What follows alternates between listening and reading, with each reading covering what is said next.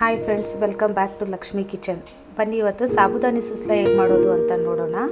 ಸಾಬುದಾನಿ ಸುಸ್ಲಕ್ಕೆ ಏನೆಲ್ಲ ಸಾಮಗ್ರಿ ಬೇಕು ಅಂತ ಒಂದ್ಸರಿ ನೋಡ್ಕೊಂಬರೋಣ. ಬನ್ನಿರಿ, ಇವಾಗ ಒಂದು ಬಟ್ಲು ಸಾಬುದಾನಿ ತೊಗೊಂಡಿದ್ದೀನಿ. ಇದು ಒಬ್ರಿಗಾಗೂ ಅಷ್ಟೇ ಸಾಬುದಾನಿ ತೊಗೊಂಡಿದ್ದೀನಿ. ಜಾಸ್ತಿ ಜನಕ್ಕೆ ಆಗೋಷ್ಟು ತೊಗೊಂಡ್ರೆ ಜಾಸ್ತಿ ಪ್ರಮಾಣ ಯೂಸ್ ಮಾಡ್ಕೋಬೋದು. ನೋಡಿ, ಒಗ್ಗರಣೆಗೆ ಒಂದು ಚಿಕ್ಕ ಈರುಳ್ಳಿ, ಹಸಿರು ಮೆಣಸಿನ್ಕಾಯಿ ಕಟ್ ಮಾಡ್ಕೊಂಡಿದ್ದೀನಿ, ಕರಿಬೇವು ಕೊತ್ತಂಬರಿ, ಒಂದು ಚಿಕ್ಕದು ಒಂದು ಸ್ವಲ್ಪ ಲಿಂಬೆಹಣ್ಣು ತೊಗೊಂಡಿದ್ದೀನಿ, ಜೀರಿಗೆ, ಸಾಸಿವೆ, ರುಚಿಗೆ ತಕ್ಕಷ್ಟು ಉಪ್ಪು, ರುಚಿಗೆ ಎಷ್ಟು ಬೇಕಷ್ಟು ಉಪ್ಪು, ಮತ್ತು ಶೇಂಗಾ ಪುಡಿ ಇಟ್ಕೊಂಡಿದ್ದೀನಿ, ಕಲರ್ಗೆ ಅರಿಶಿನ. ಬನ್ನಿ ಯಾವ ಥರ ಮಾಡೋದು ಅಂತ ನೋಡೋಣ. ಒಗ್ಗರಣೆ ಹಾಕೊಳ್ಳೋದಂತ ನೋಡೋಣ. ಒಂದು 2 ರಿಂದ 3 ಟೇಬಲ್ ಸ್ಪೂನಷ್ಟು ಎಣ್ಣೆ ಹಾಕ್ಕೊಂಡಿದ್ದೀನಿ. ಎಣ್ಣೆ ಬಿಸಿ ಆಗಿದ ತಕ್ಷಣ ಜೀರಿಗೆ, ಸಾಸಿವೆ ಹಾಕ್ಕೊಳ್ಳೋಣ. ನೋಡಿ, ಎಣ್ಣೆ ಬಿಸಿ ಆಯಿತು.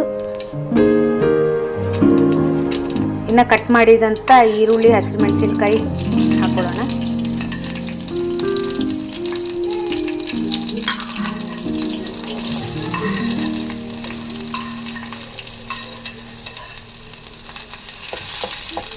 ಇವಾಗ ಈರುಳ್ಳಿ, ಹಸಿರು ಮೆಣಸಿನ್ಕಾಯಿ ಹಾಕ್ಕೊಂಡಿದ್ದೀನಲ್ಲ, ಅದು ಚೆನ್ನಾಗಿ ಫ್ರೈ ಆಗಬೇಕು.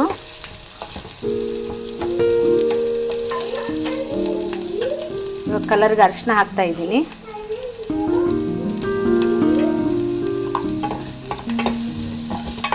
ಸ್ವಲ್ಪ ಈರುಳ್ಳಿ ಕಲರ್ ಚೇಂಜ್ ಆಗೋವರೆಗೂ ಫ್ರೈ ಮಾಡೋಣ.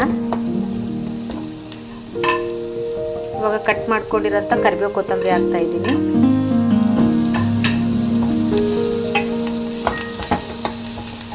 ಇವಾಗ ರುಚಿಗೆ ಎಷ್ಟು ಬೇಕು ರುಚಿಗೆ ತಕ್ಕಷ್ಟು ಉಪ್ಪು ಹಾಕೋತಾ ಇದ್ದೀನಿ.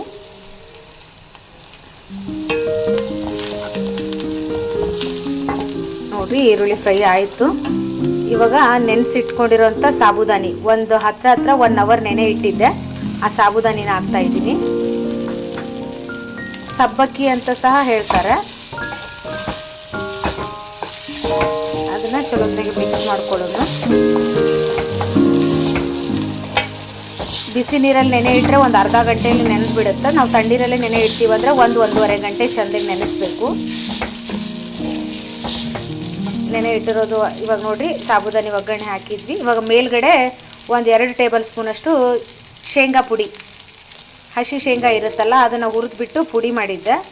ಆ ಪುಡಿನ ಹಾಕ್ತಾಯಿದ್ದೀವಿ. ಕಂಪ್ಲೀಟ್ ಫುಲ್ಲು ಪುಡಿ ಮಾಡಿರಲಿಲ್ಲ, ಸ್ವಲ್ಪ ದಪ್ಪನೇ ಮಾಡ್ಕೊಂಡಿದ್ದೆ.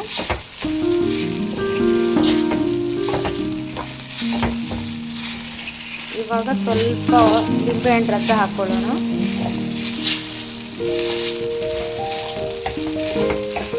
ಸ್ವಲ್ಪ ಲಿಂಬೆಹಣ್ಣು ರಸ ಹಾಕೊಳ್ಳೋಣ, ಒಂದು ಸ್ವಲ್ಪ.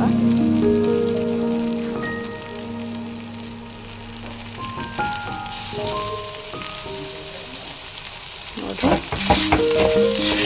ಇವಾಗ ಸಾಬುದಾನಿ ಒಗ್ಗರಣೆ ಚೆಂದಾಗೆಲ್ಲ ಮಿಕ್ಸ್ ಮಾಡ್ಕೊಳ್ಳೋಣ.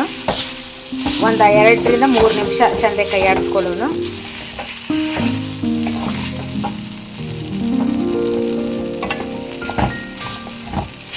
ನೋಡಿರಿ, ಸಾಬುದಾನಿ ಸುಸ್ಲ ರೆಡಿ ಆಯಿತು. ನೀವು ಒಂದು ಸರಿ ಮಾಡಿ ಟೇಸ್ಟ್ ನೋಡಿರಿ. ನನ್ನ ಚಾನಲಲ್ಲಿ ಬರೋ ರೆಸಿಪಿಗಳು ನಿಮ್ಗೆ ಇಷ್ಟ ಆದರೆ ನನ್ನ ಚಾನಲ್ನ ಸಬ್ಸ್ಕ್ರೈಬ್ ಮಾಡಿ, ಒಂದು ಲೈಕ್ ಮಾಡಿ. Thank you.